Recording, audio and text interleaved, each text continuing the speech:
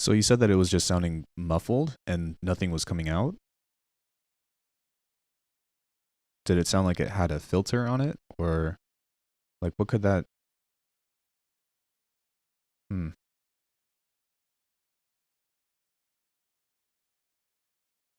Like low pass at 30 hertz? All right, let me check the filters on this.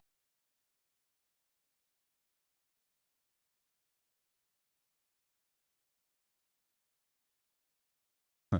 Oh, okay. Let's see if that works. New project.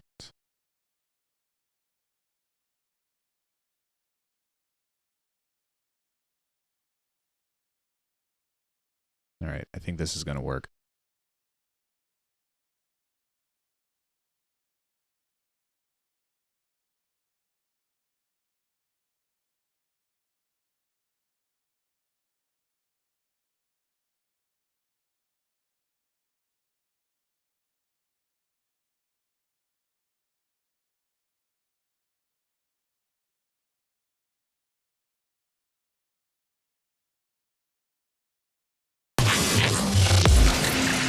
There we go. Okay, I'm pretty sure that's working now.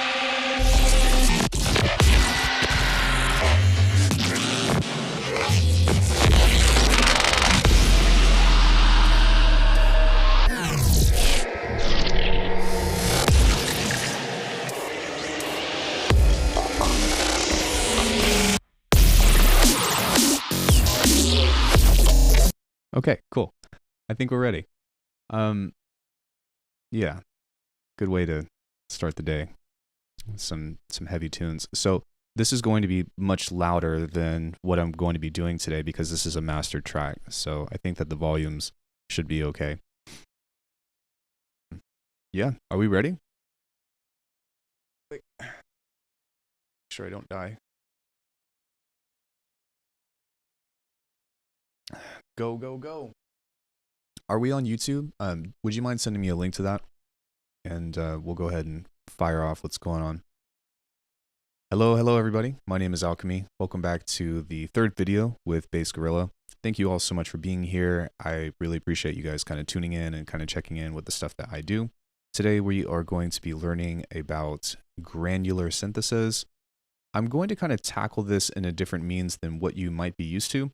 And the reason is because I think that everybody is used to just like, oh, granular synthesis, oh, resampling, oh, that stuff. But what I kind of want to dive into is more so in the means of how to get predictable results out of granular synthesis and kind of learn what sounds to expect out of the things that we're doing, if that makes sense.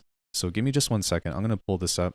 If you guys have any questions during this time, I'm going to pull the chat up here and we can have a discussion about things. Or if you guys have something that you would like to see, especially within the means of Bitwig, I'd be happy to kind of go into a tangent and figure that stuff out. Let's go over here. That way I've got Rob pulled up just in case if something goes wrong. And there we go. Okay, we're good to go. So within all this stuff, there's a few things that I would like to cover between this. I'm going to pull that up really quick. And this is just going to kind of be an intro to the course, if that makes sense. Not that in particular. I'll pull this up. So the first thing that we're going to be looking at is I want to show you Bitwig Sampler. And the reason why is because it behaves a lot differently than, I guess, other granular samplers. And I would say that almost everyone is unique in their own way, but Bitwig in particular has a lot of really cool features, and the fact that it's almost completely modular means that there's a lot more that we can do with it. The second thing that we'll talk about is portal and also using delay as a means of granular, because if you think about it, a delay kind of takes really small pieces of audio and repeats it, so you can kind of abuse something in that way. So once we kind of have a basic understanding about, kind of what granular is and all that stuff, we'll be covering audio. We'll be covering what to expect from different sound sources, and then from there we'll go and build a sound palette, which I think is actually going to take the most time. So without any further ado, let's go ahead and get started, and we will have a nice chat. And okay, we're good to go. So granular synthesis by nature is just a means of synthesizing, right? But what it does is it takes little audio pieces and cuts it into really small grains. Some people call it partials, some people call it, you know, just little chops of whatever.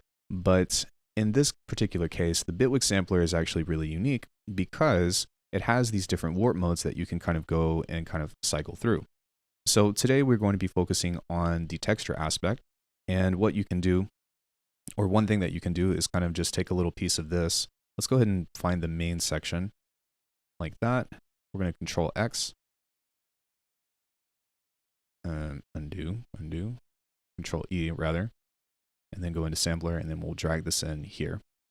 So when this is playing normally, whenever this kind of goes and you just kind of play this back, one thing that I want you to be mindful of whenever you're actually doing this for purposeful means is that the granular synth will actually turn this down. So it's not going to be nearly as loud as this over here.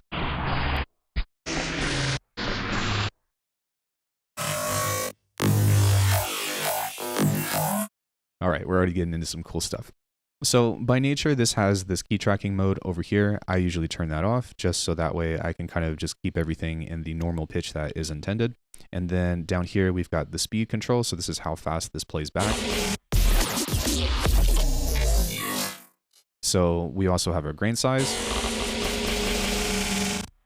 And then we've also got our motion. And this kind of has, if you have multiple voices, it will kind of bounce around the playhead in one way or another. So I'm just going to go over here and move this up a little bit, and that way you'll...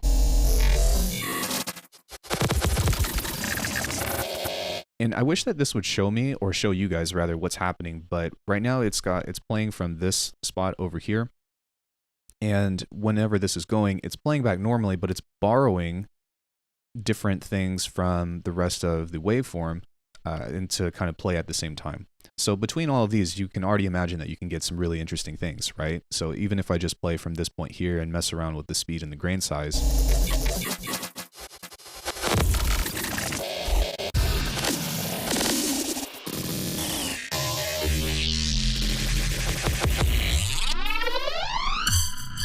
Okay, thanks for coming to my TED Talk. No, I'm just kidding. So there's a lot of really amazing things that you can get just by kind of having the right mindset of what to throw into here. But if we go into the freeze function, then what will happen is it will keep the playhead where it's supposed to be, and this instead will be used as a scanner in order to get different sounds in that way. So if I turn the motion off, I'm going to keep the grain size at 100% right now, but take a listen to how this sounds in particular.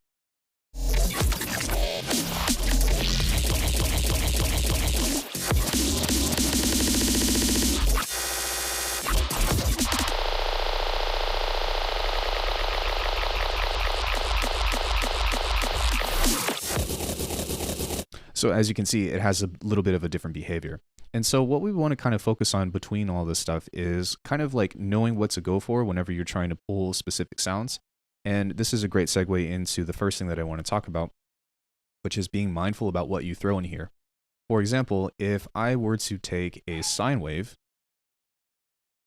that's synths. I don't know how that's spelled out, but okay. If I were to take a sine wave, even like this, that's totally fine.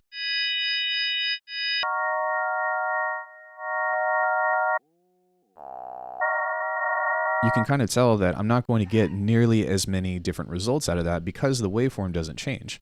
And so what you kind of want to focus on whenever you're doing this kind of things is that you're going to run into these particular aspects or these particular traits whenever you start throwing stuff into here, if that makes sense. So let me pull this over here really quick. That's pretty much kind of like a quick intro to how Bitwig Sampler works. But one other thing that I wanted to show you is that if you right click and you go into multi-sample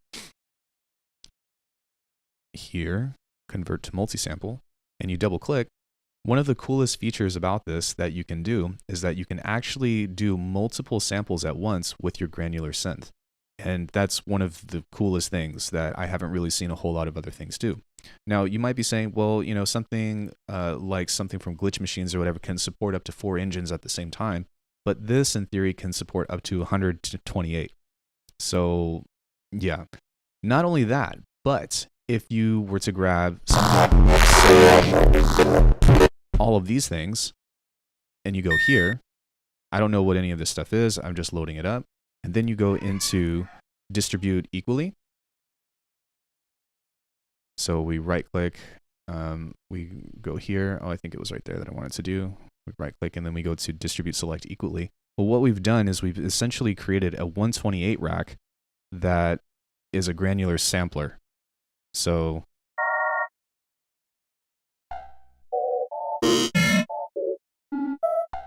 if you have all of these modulators and stuff going around at the same time, then that basically means that you're going to get an infinite number of sounds. So this becomes especially handy when you want to pull up something that might be something kind of like a pad or so, which we'll get into in just a second. But if we take a look at one of my presets here and we go into something like Pad Maker 4, I'll kind of just give you a brief example before we get into the how-tos of how to get this stuff. So if you go over here, you can see that I've got 3 different Foley things, and then I've got some basic processing, but just by having a couple things set up,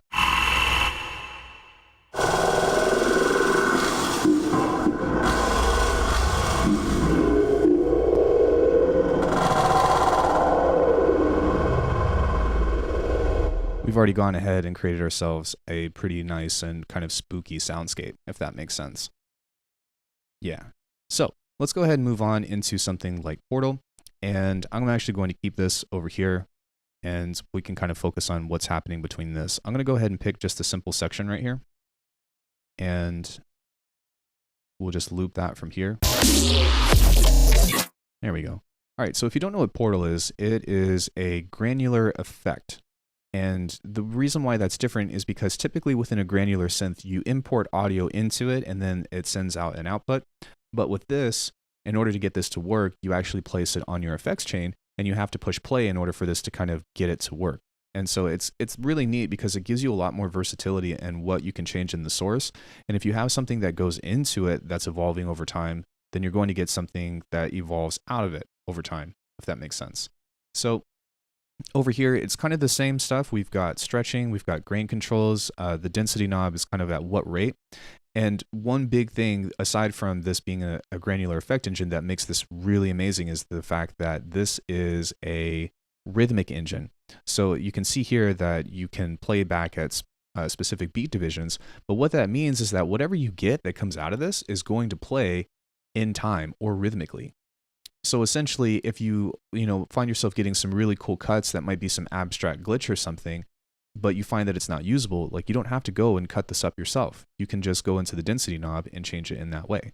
So if we listen to this, I'm going to set this to retrigger at 1/4 bar. I'm going to hit play and just listen to what this does.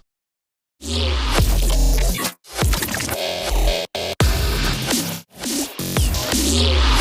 go ahead and stretch it.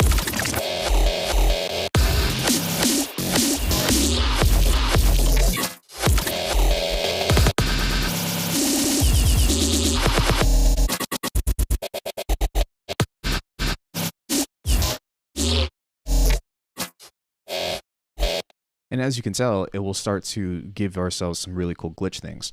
Now over here on the retrigger size, this is basically like how often the cycle refreshes and when it imports new audio. And then with the stretch over here, that's pretty much how far it'll stretch it out to, kind of work in that nature. And so when you start to combine all these elements together in that way, you can end up getting some really cool results. You might also see some of these diamonds over here, and this is a randomizer by nature. And so whenever you do these, you can kind of allow yourself to get some interesting and random results in that way. You can also turn off the sync mode and the link modes between these because these effectively are all kind of linked to each other with the sample offset and then the size. But when you unlink them, you give yourself a little bit of randomization in this way and a little bit of randomization in this way. I'm going to start with a bigger sample size. Then you'll start to see how this can kind of evolve in more ways over time.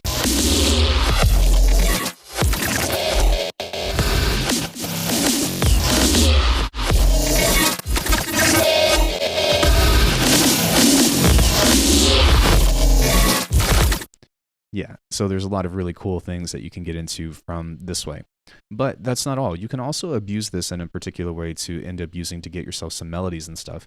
Right now, I'm not really using anything in particular, but one cool trick that I'd like to show you that somebody else showed me is if we go back and we grab that sine wave over here. Actually, I'm just going to do this really quickly, just because I think that it would be much faster. So I'm going to go in here, FM4. Let's grab a note. And I'm going to go like this. All right, man, I'll see you later. Yep. Go here, hit Command B. Now from here, I'm going to go and drag Portal over here. And what we can do now is we've got a different means of control when we start messing with things like the pitch. So whenever we start randomizing the pitch, we've got everything between 36 semitones up and down, and then you can randomize it in that way. Over here on the right, you can also change the scale modes over this between all of these different options. I'm going to go ahead and go into pentatonic minor, but what this will do essentially is start to create a melody generator for you in one way or another. So if I hit play,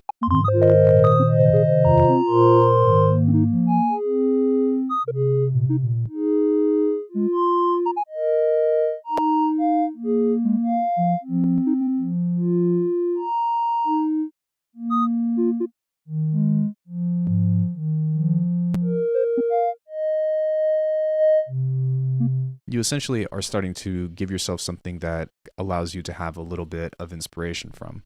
So if you want to take this a step further, we can use the grain delay over here.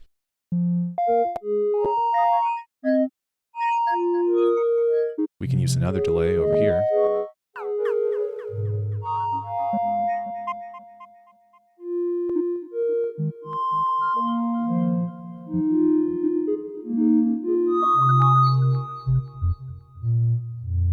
And suddenly you're on like the Wii menu or something in the settings mode. So there's a lot of different modes and stuff that you can play with this, but if you find yourself getting into like a creative rut, there's a lot of different options that you can have between getting something out of this. Now, because we're in Bitwig, and again, yeah, you can call me a Bitwig fanboy or whatever, but I'll show you why. One cool thing that you can do with all of this stuff is you can pull up a preset, which I'll give out at the end of this video for anybody that has Portal. And you can randomize everything else that you normally couldn't randomize. So I've got 6 randomizers here. 2 of them are off, but we're using 1, 2, 3, 4. And you will see that over time, all of these will move in conjunction together. So you'll see kind of this stuff kind of move on its own, and you can get some completely, crazy randomness in that way.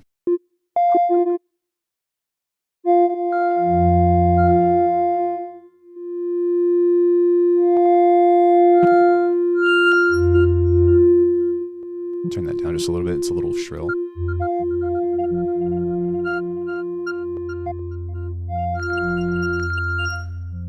If you go ahead and throw that on the Haunted over here, I think that there was some dry wet that was going on. So let me make sure that's turned off. Okay. And we can also set that to reverse. And I think that goes on and off sometimes too.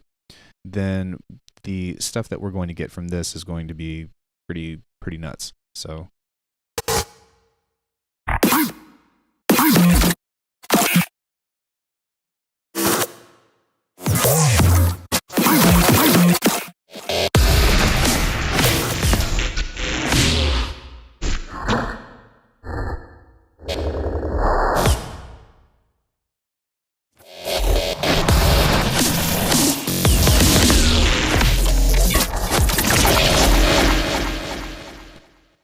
let's go ahead and throw a limiter on the end of that. But you can kind of see that by messing with all these things in here in this way, you'll notice that there's a lot of sonic capabilities that you can get between that.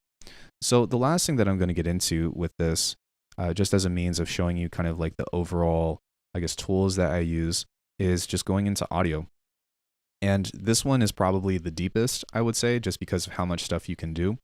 But in the means of Bitwig, there's a lot of stuff that we can kind of do to manipulate audio in this way. If you look over to the left, we have different stretch modes. So we've got stretch, HD, slice, cyclic, elastic modes, raw, and repitch.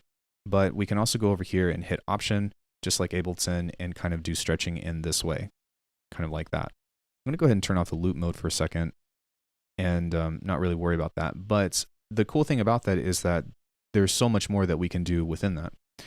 I have this keyboard command set up, which is open and close brackets. So what that is set to is scale by 50% and scale by 200%. So what that means is if I hit open bracket, then it's going to half it. If I hit close bracket, it's going to double it in that way. And that's kind of what I was doing before they released that free scale feature, because that is actually new to the 3.3 version of Bitwig. But that's still a quick nifty workaround, especially if you want to keep something like somewhat in time. Like if you have a drum loop and you want to make a double, you can just hit that and then it'll be kind of good to go, if that makes sense. However, if we double click on here, this is really where the magic happens, because we have a clip and then we also have an audio event. And within these audio events, what that means is that we can actually cut everything in here within the same clip. And what I mean by that is if I go in here and maybe click on an onset or something and I hit Command E and then I hit Command E, then I can actually change the clip, I guess, values or properties rather, to create whatever it is that I want to make. So if you're doing something like remixing or something of that nature and you want to just kind of come into like a single clip and start chopping things up in a rhythmic way, then that's an excellent thing that you can do. But just about everything kind of like audio editing procedure that you have within this, you can perform in the same means of doing it on here. And why would you do that? Well, sometimes like you might want to have something in a container in this way. And sometimes this is like just kind of like a very like quick or in-depth way to edit while also having a look at the timeline.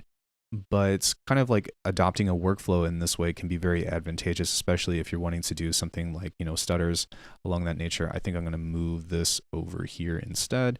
So you've got something like this. What's up with that? Did my audio engine die? Oh, I still got Portal on. That's why. So, sorry. Okay, so you're starting with the snare. Nobody ever does that, but let's just pretend like we're being super duper creative and we're being big brain this time. So you've got these things right here, and then you can kind of come into this, maybe cut this in half like that. Let's say you're doing a build. It doesn't matter, but... And then over here between this, before you get into this like new section that we're getting ready to get into, you can hit Option and drag the heck out of that.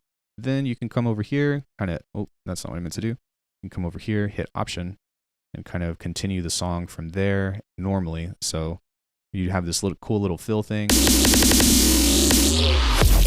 And then you can kind of continue on with your song and stuff. And sometimes like having this flow break or whatever can be really cool and really advantageous for you to do. But besides all that, one of the other cool things is that while you're working within this, you can also change the warp modes here. So if we click on this right here, we can see that this is in Stretch HD. So let's go ahead and change that into something else. So let's go into slice mode, because I think that would be a good place to start. I'm going to set this to none, and then we're going to change this to 1/32 onsets. But if I go and click on this one now, you have independent warp modes within the clip. If that's not cool, then man, I don't know what to tell you guys. That's one of the coolest features, I believe, within this. So if I come over here and maybe hit this 1/16 note, because this is kind of already hitting that. Let me go ahead and actually just stretch this out, and then let's make that 1/32 so we can actually hear what that's doing. And if I come in here and go to no tail like that, it might actually be easier for me to do it this way, like that. So this is stretch mode, and this pretty much, it's kind of like slice mode. But if you hit X right here on the transients, then this will actually cut it harder, because over here on the transients, it will leave a tail, so it's not that jarring, if that makes sense. The warp modes are very similar to Ableton, but you kind of have to approach it with a different mindset. You can't go into it thinking like, oh, I'm going to do exactly what I do in Ableton compared to Bitwig, because a lot of the stretch modes within Bitwig have these different, how do I say, it's almost like they have combined warp modes, if that makes sense. So just keep that in mind if you're kind of transferring over or doing something different, or you're watching an Ableton tutorial and trying to do something in Bitwig, would be a better way. There we go. Cool. And kind of within all that stuff too, like maybe we can change the warp mode here into something to get like a little bit more of like a bassy kind of sound. So if we change that into Elastic Pro, I think this will give it kind of like a boomy. Nice. And not only that, but all the other stuff that you can do within audio clipping or audio manipulation here, stretching, you can change the onsets if you want to kind of have something play on the onsets in this way. One thing that I tend to do quite a bit is I go and hit 3, and then I hold Shift, and I just create these little pitch things over in this way. And then what we can also do is change the formant over time on these as well. So if I hit Shift like that, and just kind of mess around with the audio, this is a great way to, in some way or another, just like do total destruction and manipulation of your audio source. So normally, like, there's, in some ways or another, like, there's almost no way that you could purposefully synthesize something like this unless if you kind of know what all of these do together, if that makes sense. But once you kind of have something and you're getting closer, or maybe you want to do some kind of fill or something between something like this, that's a great way for you to start to get into, how do I say, getting into creative transitions just by working with audio. Because if you notice here, we don't have any effects happening on this. And we've already got this huge variation of this sound within this particular audio source, if that makes sense. So let's go ahead and talk about how to, or what to expect from all these different things now. Because, how do I say? Because a lot of times, like, I think that it's very easy to have these expectations to throw something into a sampler and then be like, it's better make magic, right? And a lot of times it doesn't end up doing that. And so what you kind of have to be mindful of are the parameters that we're doing, just like it's almost like being mindful about what each thing does and treating it as its own tool, as opposed to looking at something from a synth. So it's a means of feathering, right? Hopefully you all know what that means. But you can either look at something from the very thin detail of what it is, or you can look at something from an entire perspective. And the more that you get used to paying attention to what each motion does, the more that you're going to be able to pull out of it. And so if we go back into the sampler mode here, let's go ahead and talk about some of those characteristics in between. Oh, sorry. I did forget to talk about the delay. We can actually cover that super quick. So if you abuse the heck out of a delay in time mode, then in some way or another, let's go ahead and just... All right. So let's take this really quick. Sorry, I'm jumping all over the place. I get really excited when I talk about this stuff because it's really fun. If you take a delay and you just take a simple one, you can do however many delays you want up to delay 4, but you set this into time mode here and you set this to 100% mix, then this will give you some pitch whipping or granular ideas in between something like this. So if I hit play on this,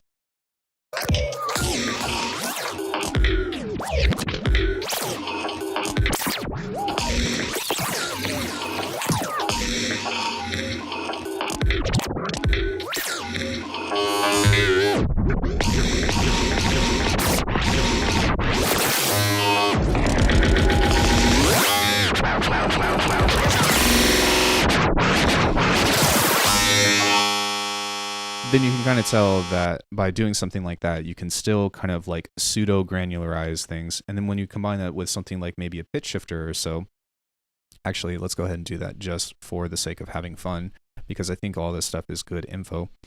If you, let's go ahead, I'm going to pull up this preset here so that way I don't have to move 4 things at once. But I've shown this before on last week's bass gorilla thing, and this is a pitch shifter. This will kind of turn this into a grain, but it's going to move the pitch of this. And so when you combine that with a delay in itself, then you can end up getting some cool results too. So.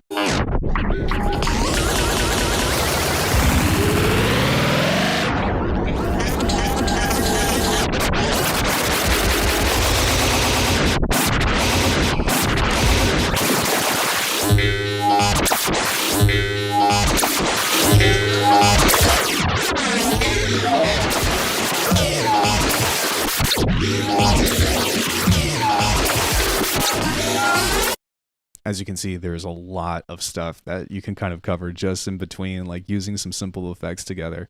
If you guys know me and my sound design, like pitch shifters, man, that's the good stuff. But this, like, it's, yeah, super fun.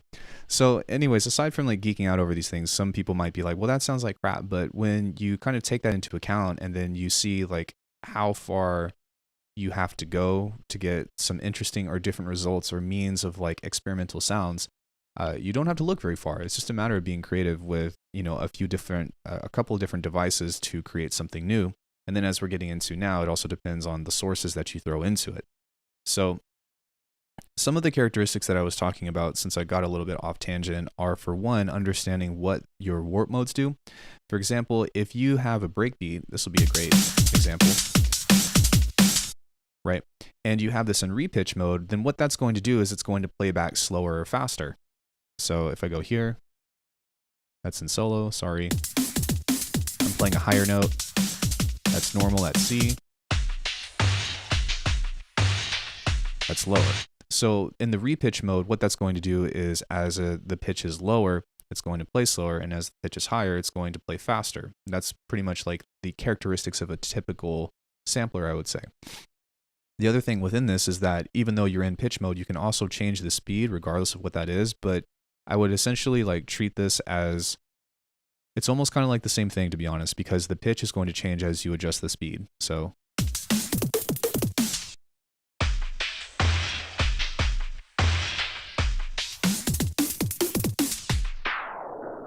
right? So if you want to do a tape stop or something, that's a great way to kind of do something like that, which kind of goes into recognizing characteristics. If you want to do a tape stop, well, what does a tape stop do? It slows down the audio. So in that particular way, that's still a tape stop in that way. And so by practicing that and by kind of learning how these kind of things work, you can kind of start to familiarize yourself with certain things that you hear in that way. So cycles mode, I'm going to set that back to here, is actually the pre-Bitwig update wavetable. And what this does essentially is it changes this into a wavetable. If the speed is playing normally, it doesn't really do a whole lot. You can mess with the format to get some different stuff. But what it's really designed for is to change this into freeze mode and then start to act as a cycle here. So I'm just going to focus really closely on this right here, and we'll change that into a wavetable. So let's go ahead and go here. And what this is going to do is kind of scan this as if it were some kind of wavetable.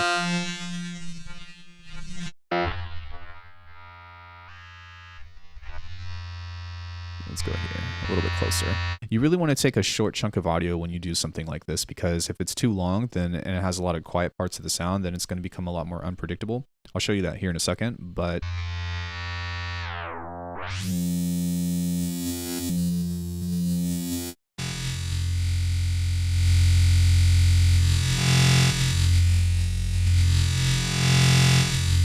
if you listen to it, it already sounds like it's some kind of, bass in some way or another, but this is actually just a kick. The other thing to keep in mind too is that if you're trying to treat it in this way, or you're trying to pull basses from it or something, let's say you wanted to turn this into a Reese. Well, you can go here into the voice stack mode and go into the pitch mode like this and drag this up by 30 cents and set the voices to 4. And I'm going to set this to, I'm actually just going to set this to 2. So we'll set that to mono rather, and then have the voice stacking to 2. And you will hear that this will start to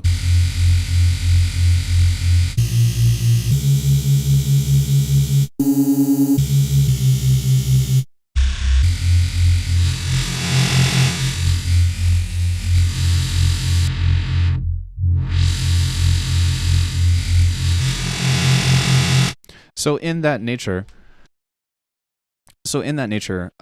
you can kind of tell that you can also bring sampler things out of this as a bass, if that makes sense. And so whenever those kinds of things pop up, you can start to see that there's a lot of options and variations between that.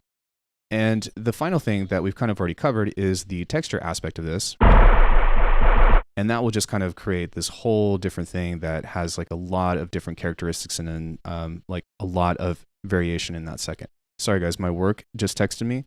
Let me get back to them super quickly. I'm kind of on call in some means. Give me just 1 second.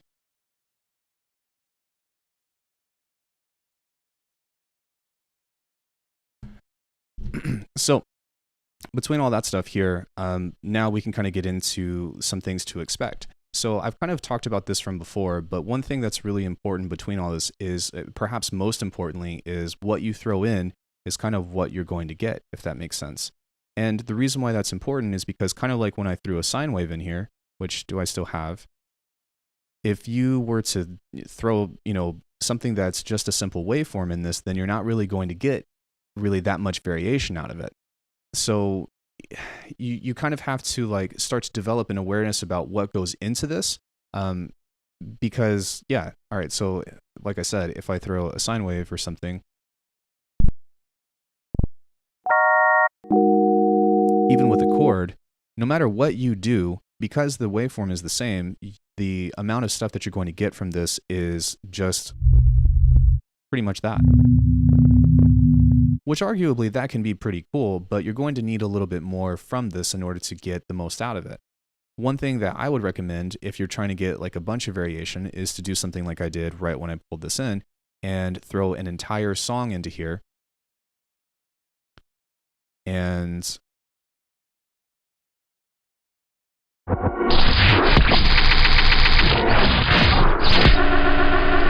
start to get chops in that way. And kind of like what we were talking about with Portal, if you kind of take something like this and you throw a randomizer on it in general, something of this nature, and you set this to the same beat grid division of maybe something like 1/4, then whenever you hit play or something, then you're still going to get something rhythmic in that nature.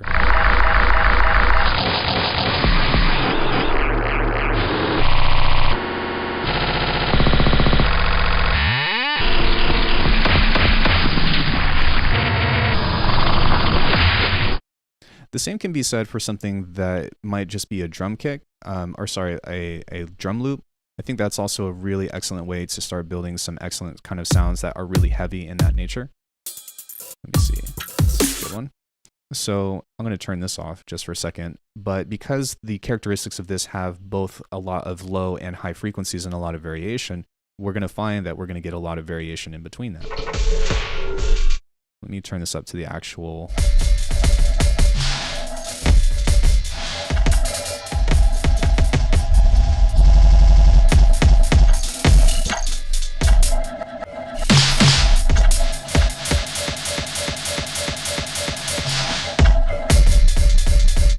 And in between that, it might not seem like a lot, but when you start messing with the grain and that nature, you can start to get a mix of different things. So.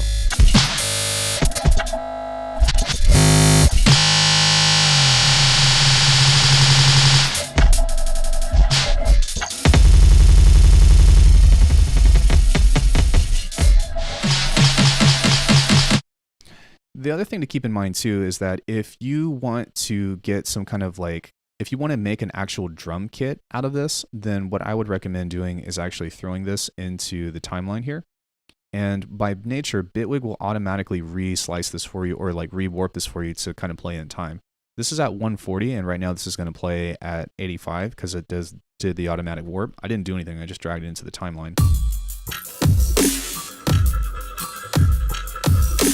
But before you get into anything like this, if you actually take something and you throw it in this way, then we've got these really big booms, and sometimes that can lead into some interesting results as well. Now, in one way, you can actually throw this into the Granulizer in this way. And throwing stretched audio into here is a great way to kind of get like some really cool metallic stuff.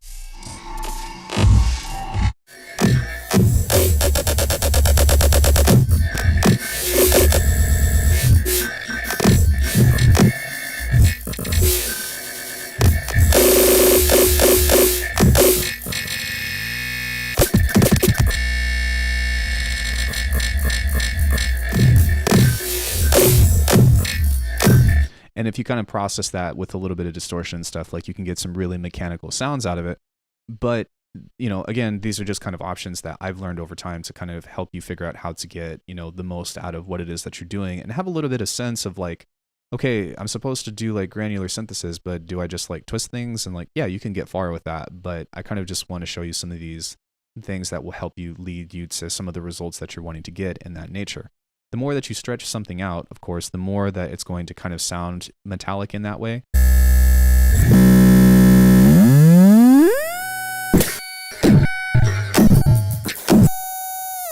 And then the more that you slow it down, the more that it starts to sound like it's like one of those repeating engines or something.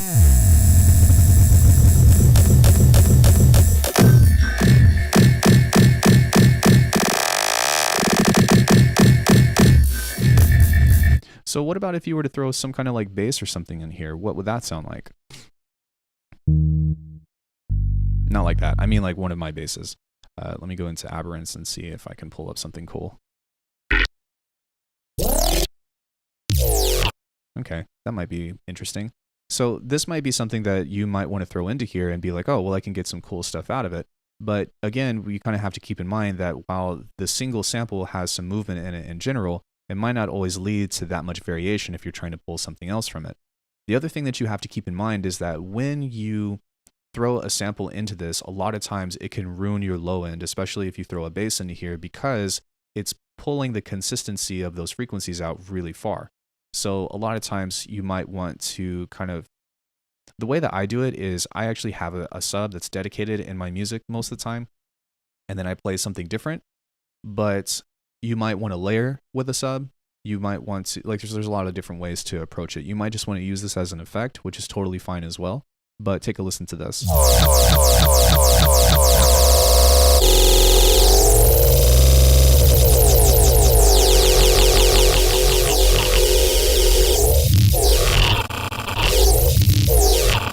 I think that could actually work if you threw that through something like a vocoder or something. Let me see if I have a little bit longer. I'm going to type in jam and see if I have. All right, so here are some other basses that I have, and this is just one of these like bass design jams and stuff that might actually be from something like this in general. But when you kind of scope all the way through this, one thing that I found is that if you only have a single source sound within it, even if it has a lot of changes, you're going to run into this problem where everything is going to start to sound the same. And that's kind of what I want you all to be aware of, because that's not really, I mean, if you just want something quick and dirty, you can do that, but take a listen to this.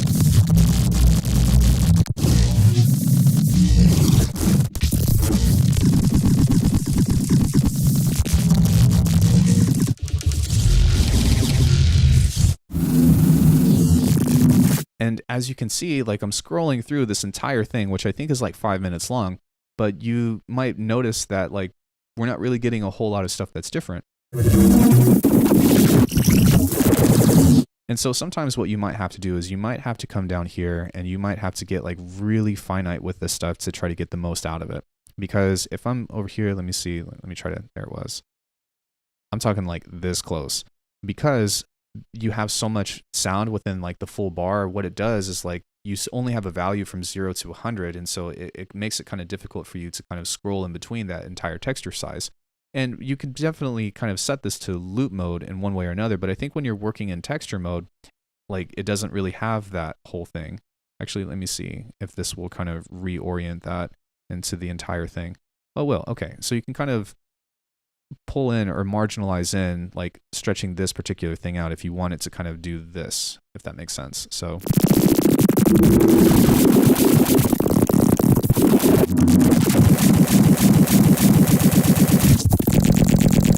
but again, as you can kind of see, what we have in here is all kind of samey in that nature, and that's because we don't have a lot of different things happening in this at once.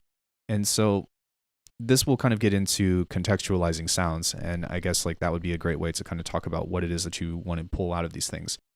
So the first thing that I'm going to do is, and hopefully that makes sense. If anybody has any questions about like what you want to throw into this stuff, the more, if you want something consistent, you want to have less sounds. If you want something that has a lot of variation, you want to have a sample or like a pack of things within this that have a lot of different, I guess, motions or moments in it.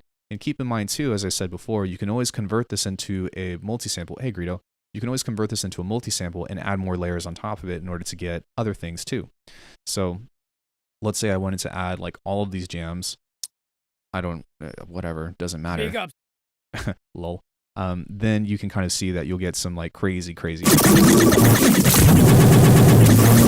All right, I'm going to turn that down a little bit. Sorry, guys.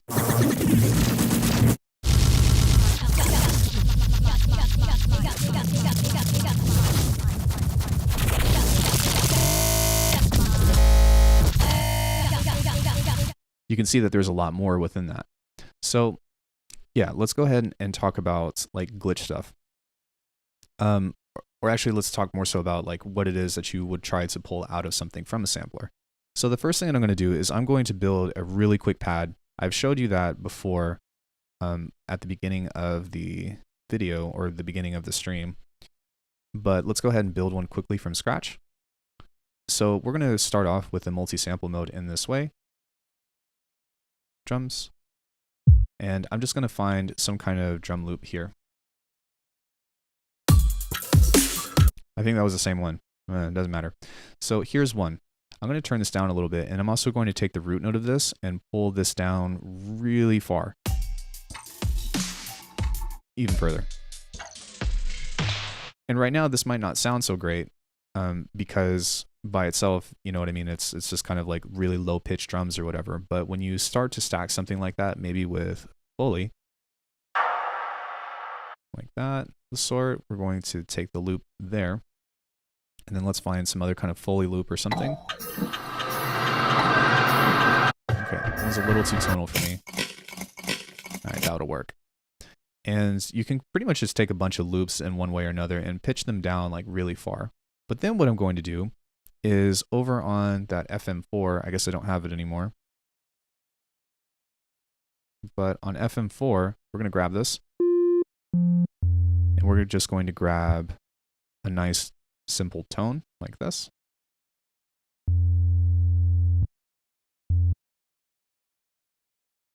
I'm going to bounce this out.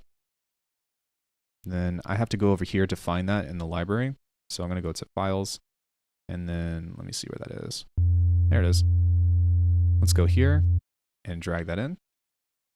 And now we're going to have this kind of like complex moving pad thing whenever we change this into the texture and sampler mode. So I'll close out of this, and on its own, it's not really going to do a whole lot because it's frozen.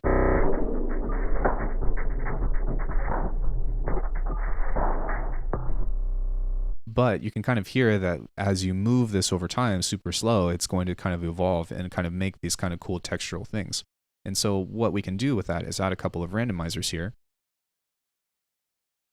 And I'm going to change this here. I'm going to set this to a really slow amount, kind of like that. And I'm going to pull this in this way, move it like that. And this takes a second to get it going, but once it moves, it'll start moving.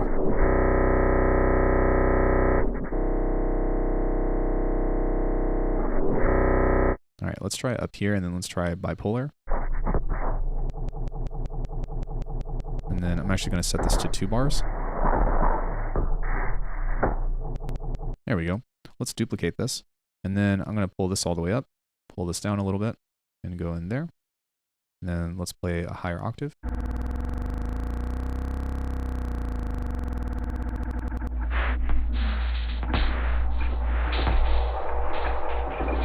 Nice. And suddenly we've started to create this like really nice atmosphere between all this stuff. So I'm not going to get too far into this just for the sake of like kind of demonstration because I still want to cover a few other things. But if you go and you add a really huge reverb to this, kind of like so, and then maybe take the low cut out, then you are well on your way to creating a nice like ambient texture pad soundscape of some sort.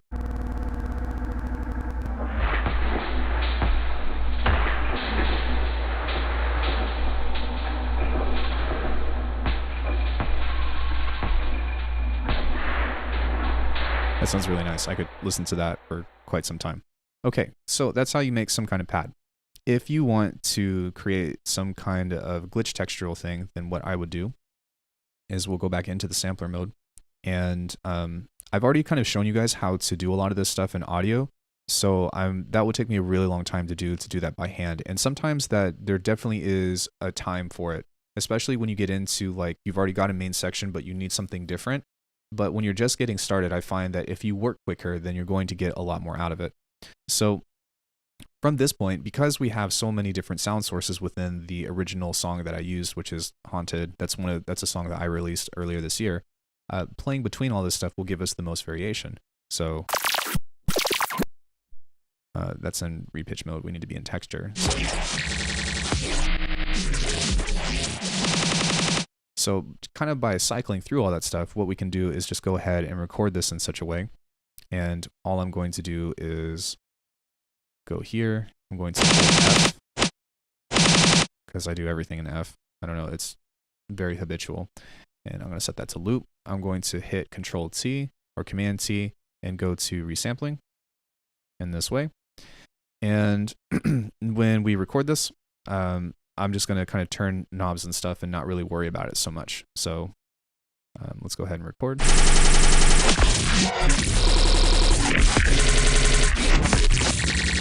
I set the wrong one, sorry.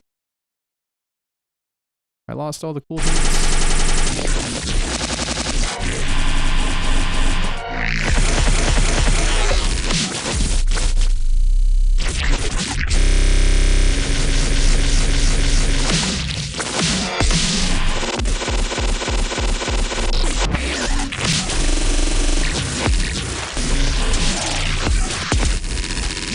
Cool. Plenty of stuff to play with there, right? So again, because I was using something that was already kind of heavy in that nature, it was really easy for me to find something, I guess some sounds and stuff that I really liked. So whenever you are throwing something into this and you're fishing for glitch cuts, if you can take a song of yours and kind of toss it in, and sometimes like even if you take it and do some other processing to the entire master, like don't worry about how that sounds. Just do some distortion and like maybe even do some creative filtering, balance that out, and then throw it in, because that will give you a lot. It will give you a lot of variation to kind of play with. So on its own, it sounds pretty good to me, but if I want to take this a step further, then I can actually go and stretch this out again.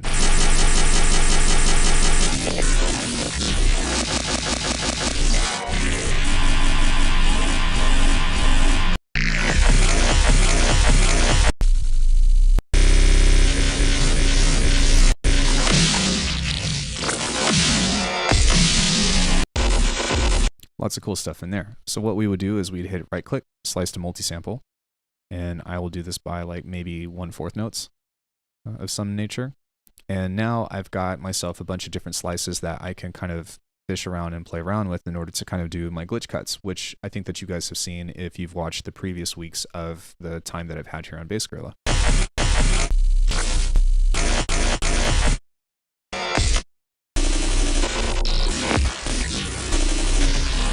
And so what you can do is you can kind of use all of these in conjunction to kind of create a riff in that nature.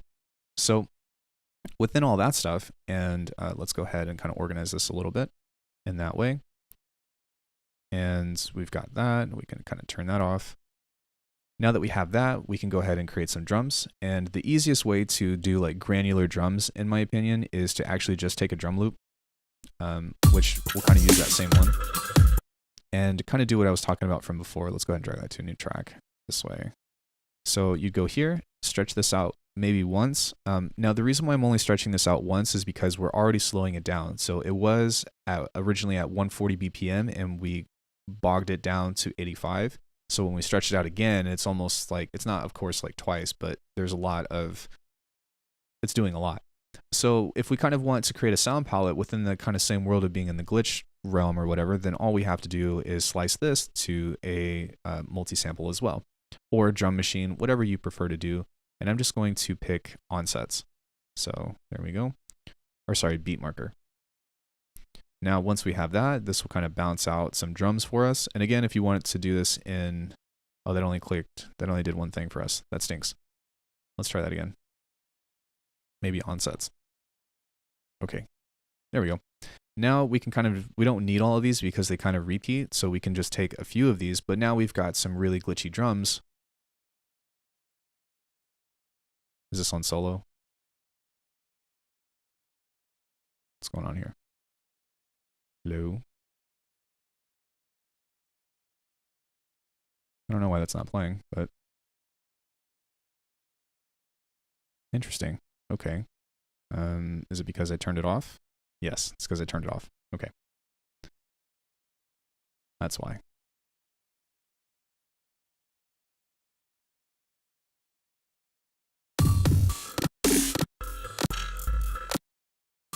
But as you can tell, a lot of this stuff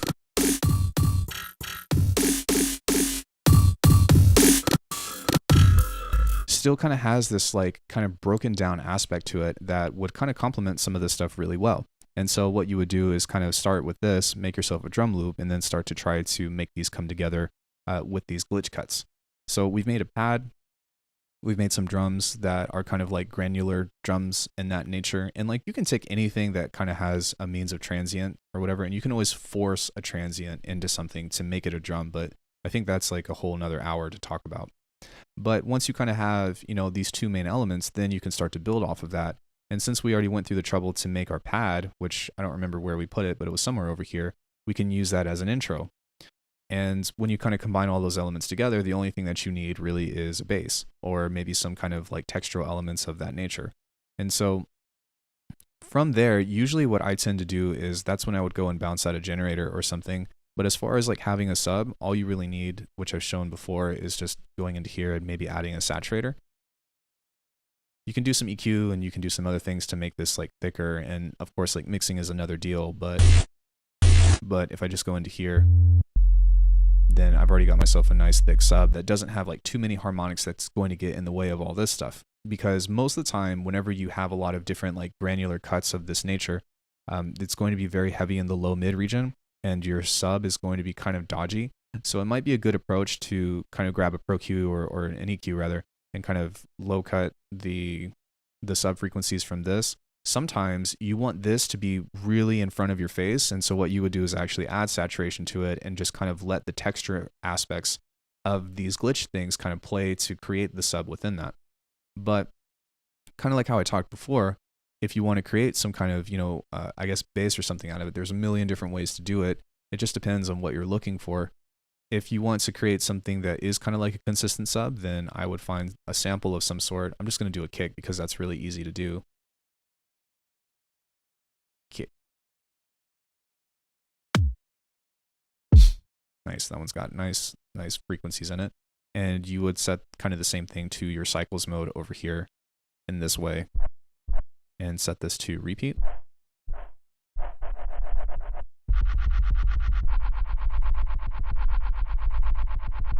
Maybe set that to stretch. And then let's turn that up.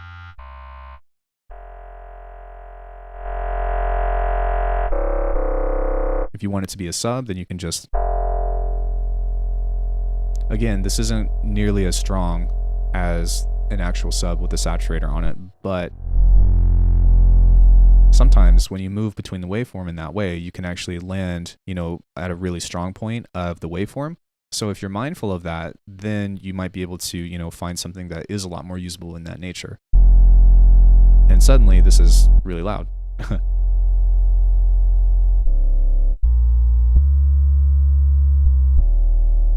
Now, if you want to create more of like, if you want to create more of like a monster type bass, then what I would go for is maybe something that we talked about before, like having like either a full song or something with drums or anything along those lines. But if you pull this up and you go into, let's go ahead and just grab something from The Haunted again, because I think that would be a great place to start. So if we go here and we want to fish a bass out of this, let's just take this section right here. Let's grab a sampler and we'll pull that in here. Then what you would do is kind of the same thing that I talked about before by going into texture mode. And what you're going to look for in this way is a really smooth sweep in just a single portion of the sound. And the reason why this works so well is because if you pitch this down,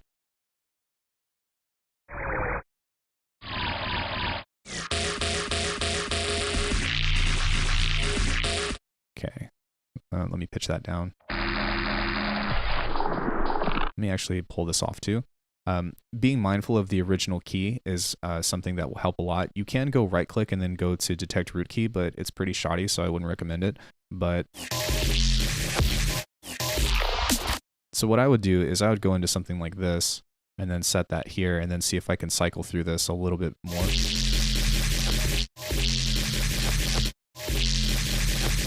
Okay, that's not enough for me. So what I'm going to do is I'm actually going to go in here and I'm going to stretch this out. And then we'll try that again. There's a lot of trial and error with this, as you can tell, but because I know what I'm looking for, like I'm kind of able to see like, oh, well, that's what this needs or something. And like, as you continue to practice in that way, you'll be able to find that stuff too. But now that this is stretched out, there should be, there it is. All right. So just by sweeping through this one part right here, we've kind of allowed ourselves to have this cool, like, that's awesome.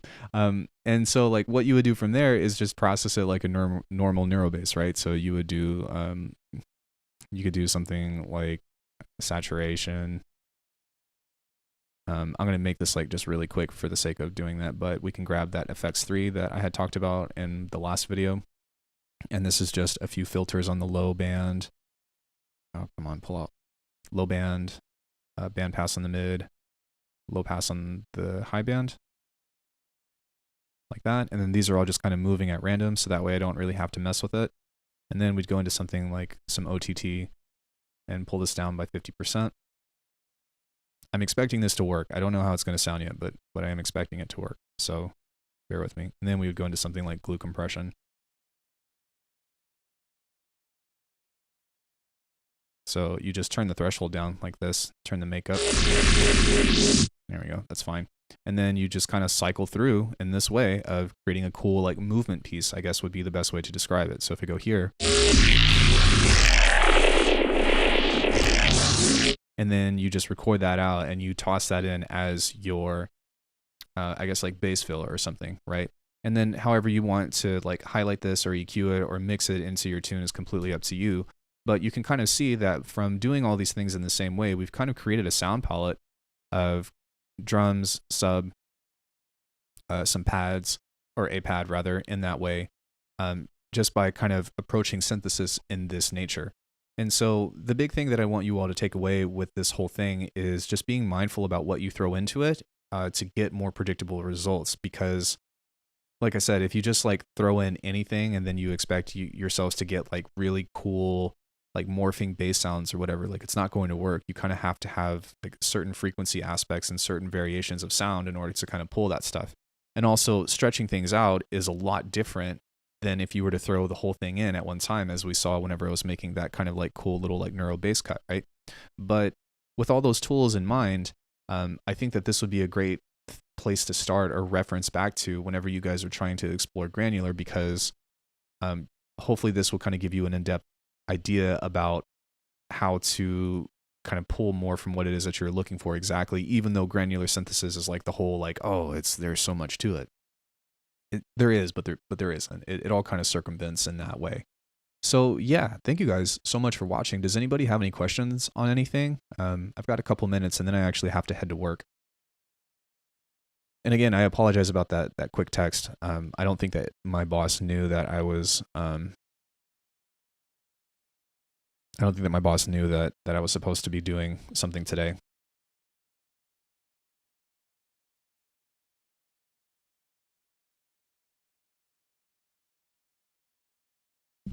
Kind of want to play with that again. Quick sec. That sounded really cool.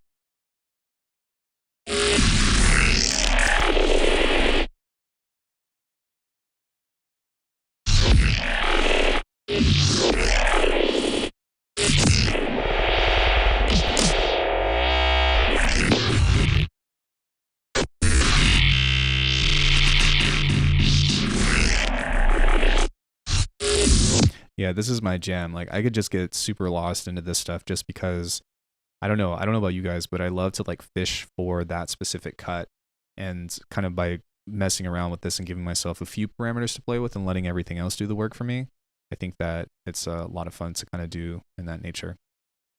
So yeah.